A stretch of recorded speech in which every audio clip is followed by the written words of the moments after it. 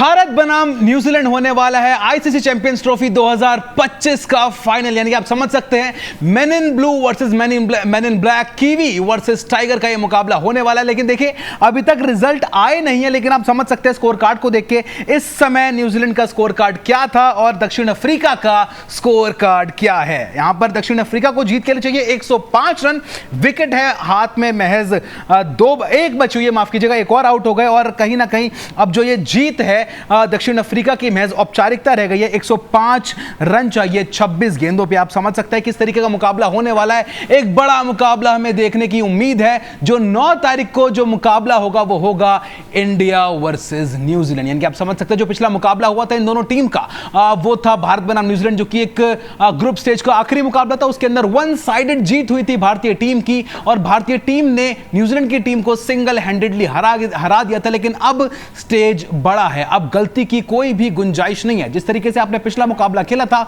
Knockout मुकाबला, वो आपको रिपीट करना होगा। लेकिन पिछले मुकाबले के अंदर भी कुछ लूप होल्स थे, कुछ गलतियां थी जो कहीं ना कहीं हमें उस मुकाबले से थोड़ा सा दूर लेके गई थी। जिस तरीके से स्टार्टिंग के ओवर्स के अंदर ट्रेविस हेड ने विस्फोटक बल्लेबाजी की थी, उसके बाद मिडिल ओवर्स के अंदर हमारे पास विकेट्स नहीं आए थे, 2 हमने रनों पर लगाम रखा था। लेकिन मानस लबुशेन की वो पार्टनरशिप, स्टीवन स्मिथ की वो पार्टनरशिप, उसके बाद एलेक्स कैरी का जाते जाते बड़े रन्स बटोरना, उसके बाद जब भारतीय टीम की यहां पर बैटिंग शुरू हुई, उसके बाद फिर से जो रोहित शर्मा का जो स्ट्रगल हमें देखने को मिल रहा है इस पूरी चैंपियंस ट्रॉफी के अंदर, वो हमें एक बार फिर देखने को मिला। रोहित शर्मा जल्दी आउट हो गए और पावर प्ले के अंदर भारतीय टीम के 2 विकेट चले गए। उसके बाद तो किंग कोहली की पार्टनरशिप आई श्रेयस अय्यर के साथ, उसके बाद अक्षर पटेल ने अच्छा संभाला और in the end finishing touch दिए केएल राहुल और हार्दिक पांड्या ने। ये थी कंप्लीट स्टोरी पिछले मुकाबले की। लेकिन कहीं ना कहीं जो लूप होल्स की हम लगातार बात कर रहे हैं उसके अंदर रोहित शर्मा का फेल होना, भारतीय टीम का पहले 10 ओवर के अंदर थोड़े से कम विकेट चटकाना, ट्रेविस हेड का विस्फोटक होना, लेकिन इन सब में सबसे बड़ा कंसर्न क्या आता है? सबसे बड़ा कंसर्न आता है पावर प्ले को बड़ा ना करना। यह टीम इंडिया की एक बड़ी भूल हो रही है और कहीं ना कहीं जितने बड़े बिग हिटर्स है, बड़े हिटर्स है न्यूजीलैंड की टीम के अंदर, वो आपको पिछले मुकाबले के अंदर भले आपको ज्यादा बड़े रन्स आपको नहीं देखने को मिले हो भारत के अगेंस्ट न्यूजीलैंड के, लेकिन अब आप देखिए स्कोर कार्ड और आप समझ सकते हैं कि किस तरीके की बैटिंग लाइनअप है न्यूजीलैंड के पास और किस तरीके का विस्फोटक अंदाज है न्यूजीलैंड के बल्लेबाजों के पास। तो पहले आपको स्कोर कार्ड दिखाते हैं आज के दक्षिण अफ्रीका वाले मुकाबले का, दूसरे सेमीफाइनल का, जहां पर न्यूजीलैंड की तरफ से 2 शतक आए हैं।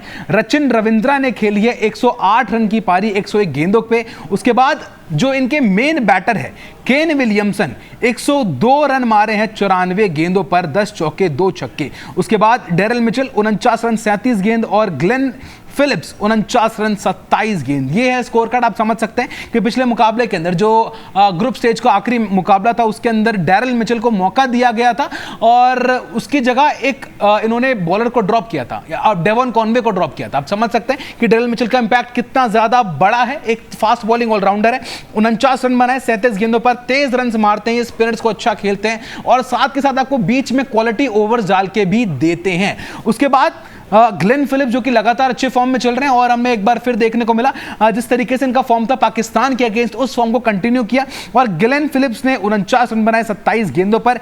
ये आप बड़े नाम समझिए और आप समझिए कि एंड के ओवर्स में जिस तरीके से एक्सेलरेट करने वाली बात होती है वो बखूबी किया इन बड़े बल्लेबाजों ने और 362 रन का टोटल खड़ा किया न्यूजीलैंड के अगेंस्ट। अब आप समझिए कि पहले 10 ओवर को बड़ा करना कितना ज्यादा इंपॉर्टेंट होता है। रोहित शर्मा का कंसिस्टेंटली तीसरे मुकाबले के अंदर भी या फिर चौथे मुकाबले के अंदर भी फेल होना, भले ही बीच में रोहित शर्मा के बल्ले से 1 शतक आया था, लेकिन क्या वो 1 शतक इस चीज की गारंटी देता है कि क्या hitman is back, is Rohit Sharma really back? ये बड़ा सवाल उठता है। हम बात कर रहे हैं विराट कोहली की, विराट कोहली के अच्छे रन आ रहे हैं।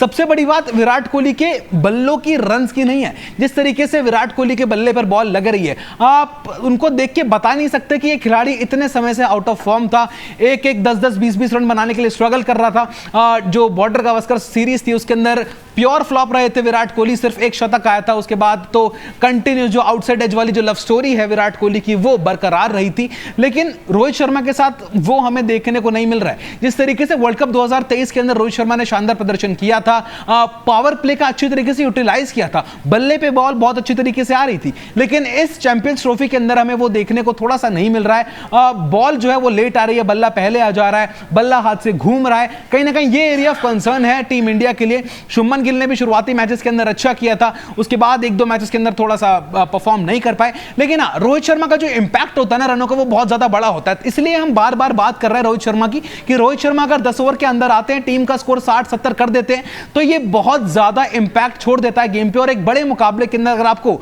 अच्छी स्टार्ट मिल जाए, अगर आपका टीम का स्कोर 10 ओवर के अंदर 70 पहुंच जाए, 75 पहुंच जाए, 80 पहुंच जाए, और ये आपको गेम के अंदर काफी ज्यादा अंदर तक ले आता है और आपकी जीत की जो सुनिश्चितताएं हैं वो 60-70% से ज्यादा हो जाती है। अगर आप देखें ना दुबई के मैदान के ऊपर जो स्कोर्स बन रहे हैं वो क्या है, दुबई के मैदान के ऊपर जो स्कोर बन रहे हैं वो बन रहे हैं 240, 250, मैक्सिमम 260, 230, ये कुछ स्कोर हमें देखने को मिल रहा है दुबई के मैदान पर। और अगर उसके अंदर रोहित शर्मा आते हैं, पहले पावर प्ले के अंदर 60-70 रन लगा देते, तो कहीं ना कहीं यहां पर जो जीत की जो परसेंटेज है भारतीय टीम की वो बहुत ज्यादा बढ़ जाती है। दो हमने देखा कि जो नई विकेट का इस्तेमाल हुआ था पिछले मुकाबले के अंदर, इससे पहले जो विकेट हुई थी वो कई ज्यादा स्लो हो गई थी, लेकिन अब जो फ्रेश विकेट का यहां पर यूज हो रहा है, उसका जो अर्ली विकेट यानी कि जब टीम पहले बल्लेबाजी करती है उसको थोड़ा सा आसान होता है, पहले 10-15 ओवर 20 ओवर वो बॉल बल्ले पर अच्छी तरीके से आता है, ड्राई है विकेट। ये सब कारण है कि जो हमने पिछले मुकाबले के अंदर भी देखा कि ट्रेविस हेड आसानी से मार पा रहे थे, और अब इस बड़े मुकाबले के अंदर इंपॉर्टेंट है रोहित शर्मा का बल्ला चलना। टॉस एक बड़ा फैक्टर हो सकता है क्योंकि बड़े मुकाबले के अंदर आप एक कॉन्फिडेंस के जाना चाहते हैं, लेकिन अब तक दुबई के मैदान पर ना टॉस इतना बड़ा फैक्टर नहीं बना है और रोहित शर्मा लगातार 14 टॉस हार चुके हैं। और कहीं ना कहीं इस बार भी मुझे लग रहा है कि टॉस इतना इंपॉर्टेंट होगा, लेकिन अगर आप टॉस जीतते हैं, जो आप चाहते हैं, जो आपका प्लान है, एक आप बेटर प्लान के साथ जाते हैं मैदान के ऊपर, तो ये सब कारण है कि कहीं ना कहीं रोहित शर्मा का फॉर्म, टॉस, और साथ में कहीं ना कहीं जो बात हो रही है कि शमी के फॉर्म की। शमी ने 3 से 4 पिछले मुकाबले की अगर मैं बात करूं तो शमी कहीं ना कहीं थोड़ी थोड़ी देर में इंजर्ड होते रहे हैं। पिछले मुकाबले के अंदर कंधे पे एक थ्रो आ गया था, उससे पहले लिंप करते हुए नजर आए थे हमें मोहम्मद शमी, और ये सब रीजन है कि आप चाहते हैं कि 100% फिट बॉलर हो हमारी टीम के अंदर, जो कि थोड़ा बहुत भी इसको दिक्कत ना हो रनअप वगैरह के अंदर। उसके अलावा एक फील्डिंग एक बड़ा कंसर्न मुझे थोड़ा थोड़ा बनता हुआ नजर आ रहा है, क्योंकि हमने पिछले मुकाबले के अंदर देखा था 0 पर कैच छोड़ा था मोहम्मद शमी ने ट्रेविस हेड का। वो तो किस्मत अच्छी थी कि वरुण चक्रवर्ती की पहली ही गेंद पर जो फेस की थी ट्रेविस हेड ने, उस पर आउट हो गए थे ट्रेविस हेड, और उसके बाद ज्यादा महंगा नहीं साबित हुआ था। स्टीवन स्मिथ की भी एक कैच छोड़ी थी मोहम्मद शमी ने, एक डायरेक्ट हिट भी मिस हुआ था ट्रेविस हेड का उसी मुकाबले के अंदर। तो आप समझ सकते हैं कि फील्डिंग कितना इंपॉर्टेंट एस्पेक्ट है, और खासकर न्यूजीलैंड जैसी टीम के सामने, क्योंकि न्यूजीलैंड वो टीम है जो डाइविंग कैचेस पकड़ती है। हमने देखा था जो भारत न्यूजीलैंड मुकाबला था उसके अंदर केन विलियमसन ने एक शानदार कैच पकड़ी थी, और उससे पहले ग्लेन फिलिप्स जिनकी लगातार बात हो रही है, एक बड़ा नाम है ग्लेन फिलिप्स, लगातार चर्चाओं में बने हुए ग्लेन फिलिप्स अपनी फील्डिंग को लेकर, और वो हमें शानदार कैच देखने को मिला था ग्लेन फिलिप्स की तरफ से भी। यानी कि फील्डिंग बहुत ज्यादा बड़ा एसेट है इस पूरे मुकाबले के अंदर, जहां पर 20 से 25 रन का डिफरेंस आ जाता है सिर्फ फील्डिंग से ही। और कहीं ना कहीं अगर फील्डिंग कमजोर रहती है यहां पर भारतीय टीम की, तो ये मुकाबला आपसे बहुत दूर लेके चली जाएगी न्यूजीलैंड की टीम। लेकिन अब तक रोहित शर्मा की कप्तानी की बात करें तो रोहित शर्मा की कप्तानी काफी ज्यादा शानदार रही है। आप इस चीज से समझिए कि रोहित शर्मा का इंपैक्ट कितना ज्यादा बड़ा होता जा रहा है वर्ल्ड क्रिकेट के अंदर, इंटरनेशनल क्रिकेट के अंदर। अगर आप वो WTC फाइनल में भारतीय टीम गई, उसके अलावा वर्ल्ड कप 2023 के फाइनल के अंदर भारतीय टीम गई, उसके बाद T20 वर्ल्ड कप 2024 को जीता भारतीय टीम ने, और फिर अंत में आते आते चैंपियंस ट्रॉफी 2025 के भी फाइनल के अंदर प्रवेश कर लिया है भारतीय टीम ने। अगर रिजल्ट्स भारतीय टीम के फेवर में रहते इन सभी बड़े मुकाबलों के अंदर, आप समझिए कि रोहित शर्मा का कद बतौर कप्तान कितना ज्यादा बड़ा हो जाता। आपके पास एक WTC फाइनल होता, भारतीय टीम के पास एक वर्ल्ड कप भी होता रोहित शर्मा की कप्तानी के अंदर, एक T20 वर्ल्ड कप भी होता, और साथ के साथ एक चैंपियंस ट्रॉफी भी हो जाएगी अगर everything goes well, everything goes as per plans for Rohit Sharma. लेकिन वो सब जीतने से पहले जो एरिया ऑफ कंसर्न हम लगातार डिस्कस कर रहे हैं, फील्डिंग, रोहित शर्मा का फ्लॉप होना, कंटिन्यूसली वो स्टार्ट अच्छे मिल रहे हैं लेकिन उसके बाद उनको आगे ना बढ़ा पाना, 20-25 रन के बाद आउट हो जाना, ये कुछ बड़े कंसर्निंग फैक्टर्स है टीम इंडिया के लिए। मोहम्मद शमी का 19-20 गेंदबाजी करना, डेथ के अंदर कैसी गेंदबाजी होगी, इस चीज का बड़ा कंसर्न। तो ये सब चीजें हैं जो भारतीय टीम को थोड़ा सा ध्यान देना होगा। लेकिन फिलहाल भारतीय टीम के अगर ड्रेसिंग रूम की माहौल की बात करें तो इन सब चीजों पर ज्यादा चर्चाएं नहीं हो रही होंगी। हमने देखा जिस तरीके से जीत के बाद जो वीडियो, जो विजुअल्स हमें देखने को मिले, काफी ज्यादा चिल ड्रेसिंग रूम का माहौल था जहां पर सब सेलिब्रेट कर रहे थे। तो फिलहाल इस टीम की इन सब चीज़ों की चर्चाएं नहीं होंगी, जितना हो सकता है रिलैक्स ड्रेसिंग रूम को रखा जाएगा। लेकिन फिर भी आप इस बड़े मुकाबले में जाने से पहले आपकी जितनी भी जो लूप होल्स, जितनी भी गलतियां आप चाहते हैं कि उन सब के आगे, उन सब बॉक्सेस के आगे एक टिक जरूर हो। भारतीय टीम एक भी अगर गलती करेगी तो कहीं ना कहीं कीवी, यानी कि हम बात करें न्यूजीलैंड की, वो इतनी बड़ी टीम है, इतना अच्छा क्रिकेट खेलते हुए आ रही है कि वो भारतीय टीम को उस मुकाबले से बहुत दूर कर जाएगी और न्यूजीलैंड की टीम अपना दूसरा चैंपियंस ट्रॉफी जीतने में कामयाब रहेगी। आपको बता दें कि साल 2000 था वो, जब इससे पहले India versus New Zealand champions trophy final में हुआ था और उसके बाद अब वो कहानी एक बार फिर से दोहराई जा रही है। Champions trophy final India versus New Zealand आपको देखने को मिलेगा एक बार फिर से। उस मुकाबले के अंदर न्यूजीलैंड की टीम ने मुकाबला जीता था, न्यूजीलैंड की टीम ने भारतीय टीम को फाइनल हराया था। उस टाइम पे सौरव गांगुली हुआ करते थे, बाकी कई बड़े बड़े खिलाड़ी थे, लेकिन उस समय पर न्यूजीलैंड ने वो खिताब जीता था और भारतीय टीम को इस बड़े खिताब से दूर कर दिया था। उसके बाद लंबा इंतजार रहा था, 2013 में वो कब जीता था, 2002 में शेयर किया था, लेकिन अब वो मौका है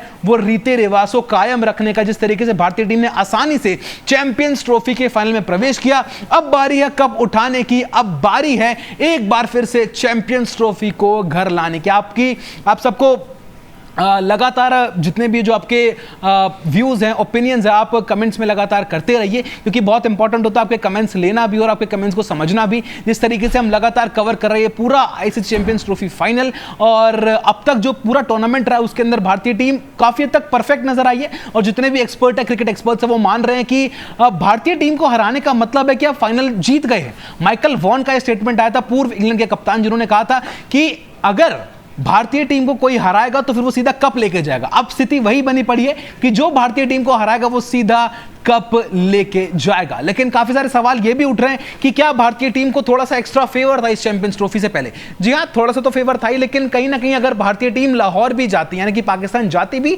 तो भी भारतीय टीम के सारे मुकाबले लाहौर में ही होते। तो फिर ये इफ बट्स और अब ये रोना टूर्नामेंट से पहले रोना था और अब रोने का कोई फायदा नहीं है। भारतीय टीम कन्विंसिंगली लगातार मुकाबले जीत रही है। थोड़े बहुत लूप होल्स हैं जो हम लगातार आपके सामने डिस्कस कर रहे हैं कि क्या वो लूप होल्स हैं जिनके ऊपर काम करना चाहिए भारतीय टीम को, ताकि वो टूर्नामेंट से पहले कोई गलती ना हो और भारतीय टीम के लिए ये टूर्नामेंट जीतना भी एक वॉक हो, एक आसान मुकाबला हो। लेकिन अब तक इस पूरे टूर्नामेंट के अंदर सिवाय एक या दो मुकाबले देख ले, कोई भी ऐसा नेल बाइटिंग एनकाउंटर हमें देखने को नहीं मिला है। सिवाय एक मुकाबला था वो इंग्लैंड और अफगानिस्तान का, उसके अलावा कोई भी ऐसा नेल बाइटिंग एनकाउंटर हमें देखने को नहीं मिला है। जो पिछला मुकाबला था इंडिया ऑस्ट्रेलिया का, उसके अंदर लगा था थोड़ी देर के लिए कि कहीं ना कहीं क्या यहां पर मैच फंस जाएगा जब विराट कोहली आउट हो गए थे, लेकिन उसके बाद केएल राहुल आते हैं, बड़े शॉट्स खेलते हैं, थोड़ा सा पहले आते केएल राहुल, लेकिन हार्दिक पांड्या वो जो फिनिशिंग टच देते हैं उससे मैच का रिजल्ट जो है वो डिसाइड हो जाता है। भारतीय टीम के पलड़े में वो मैच आसानी से आता हुआ नजर आता है और हार्दिक पांड्या कंट्रीब्यूशन भी बहुत ज्यादा अहम हो जाता है इस पूरी चैंपियंस ट्रॉफी स्क्वाड के अंदर, इस पूरे चैंपियंस ट्रॉफी के अंदर। यानी कि आप समझ सकते हैं कितना बड़ा मुकाबला है, कितना इंपॉर्टेंट ये मुकाबला है और कहीं ना कहीं भारतीय टीम को अगर ये चैंपियंस ट्रॉफी जीतना है तो अपने लूप होल्स के ऊपर काम करना होगा। रोहित शर्मा को रन्स बनाने होंगे, पावर प्ले को बड़ा करना होगा, शमी की फिटनेस बहुत ज्यादा इंपॉर्टेंट है, कुलदीप यादव का फॉर्म बहुत ज्यादा इंपॉर्टेंट है। अगर आपको न्यूजीलैंड के जो बड़े हिटर्स हैं उनको अगर आपको रोकना है तो आपको पावर प्ले को यूटिलाइज करना होगा। लेकिन फिलहाल इस लाइव सेशन में इतना ही। उम्मीद करेंगे जब आपसे अगली बार मुलाकात होगी तो उसके अंदर भारतीय टीम के हाथ में कप होगा, यानी कि चैंपियंस ट्रॉफी की विजेता बन जाएगी भारतीय टीम।